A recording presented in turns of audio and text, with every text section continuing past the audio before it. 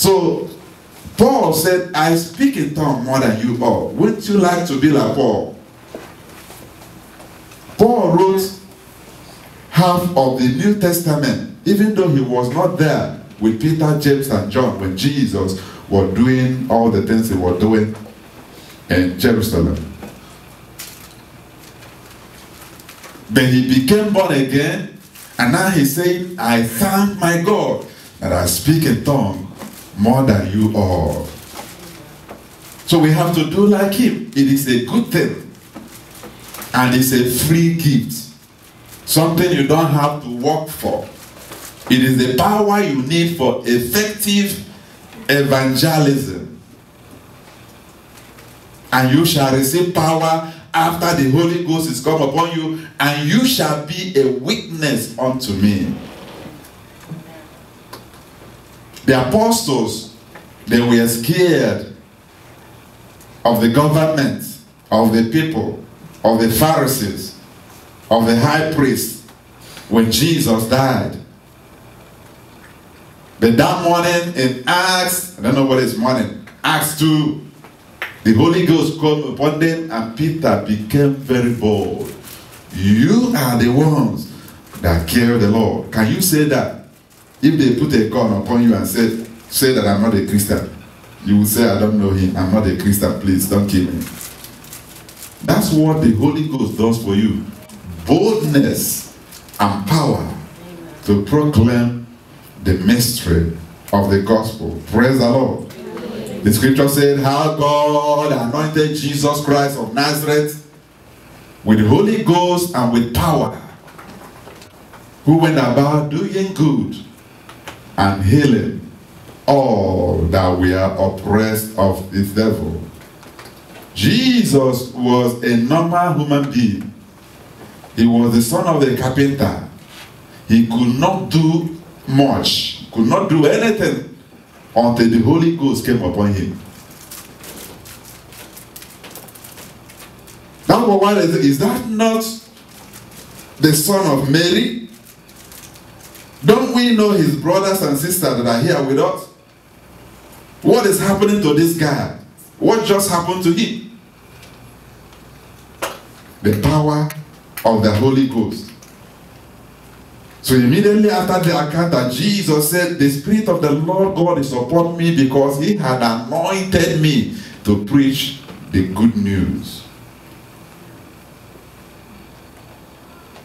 Before that incident, he couldn't fulfill what he had come to do. Jesus, Son of God, no question about that.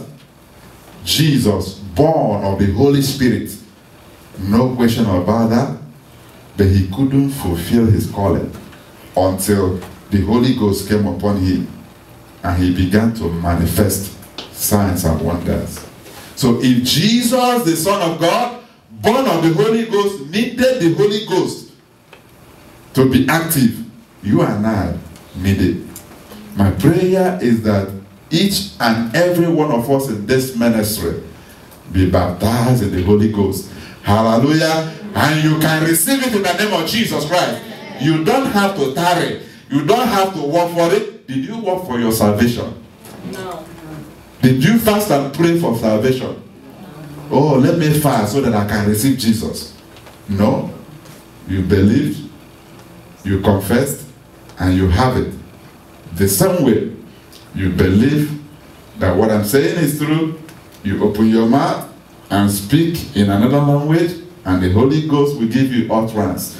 The same way you receive your healing, you don't have to work for it. You believe, you receive your healing. The same way, because it is the blessing of God. He said, the blessing of God maketh rich, and it addeth no sorrow. Hallelujah. You will receive today in the name of Jesus Christ. He said, if our earthly parents knows how to give good gifts. You have children here. You have children. You have parents. And you know how to take care of your children. You know how to give them school fees, bread when they want to go to school. He said, how much more our Father in heaven, he can give the Holy Ghost to as many as need it. It is not good that I will stay with you here in the church 1 year. Some of you have stayed with you 5 years, 10 years. The church is one old, but we've been preaching for the past 10 years. Some of you don't know. We started from half fellowship. And you'll be hearing the same thing 10 years, and it doesn't concern you. It is important that you be baptized in the Holy Ghost. You desire it, pray for it and receive it, because it will change your life. It will change your business. It will change whatever you're doing. The power of the Holy Ghost. Somebody asked, how come? Did Jesus ever speak in tongue? That's what somebody asked me. Then I started searching my scripture. Let's go to scripture. Hallelujah. Hallelujah. Let's look at John 11:33. John 11:33. When Lazarus died, they called Jesus. When Jesus therefore saw her weeping, saw either Mary or Martha, and the Jews also weeping, which came with her, he groaned in the spirit and was troubled. He groaned in the spirit. Jesus groaned in the spirit.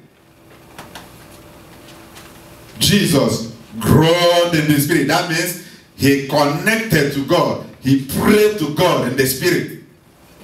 If you don't know what is groaning, go to Romans 8:26. Romans 8:26. Likewise, the Spirit also helpeth our infirmities. For we know not what we should pray for as we ought. But the Spirit himself maketh intercession for us with groanings which cannot be uttered.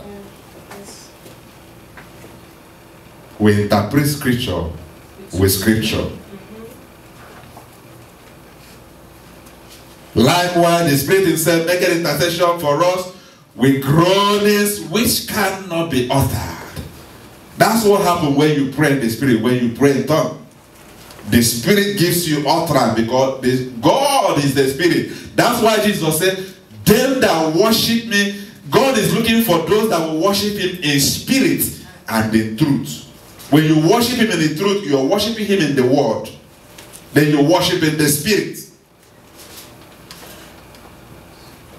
So every Christian needs it. It is your right. It is your covenant right. Why don't you take what belongs to you? Jesus had to groan in the spirit. He had to communicate to the Father. And after that, he called Lazarus, come forth. And the dead came forth. So what are we saying? For effective witnessing, we need the power of the Holy Ghost. Because you need to pray, to intercede. He said the Spirit helping our infirmities. The Spirit helping our weaknesses. For we know not what we should pray for as we ought. You might think you're a prayer warrior. You might think you know how to pray. The Bible says you don't even know how to pray. Because for you to know how to pray, you have to know this from Genesis to Revelation, because that is the will of God. For you to say, I know how to pray, you have to know from Genesis to Revelation. If you know it, raise your hand up.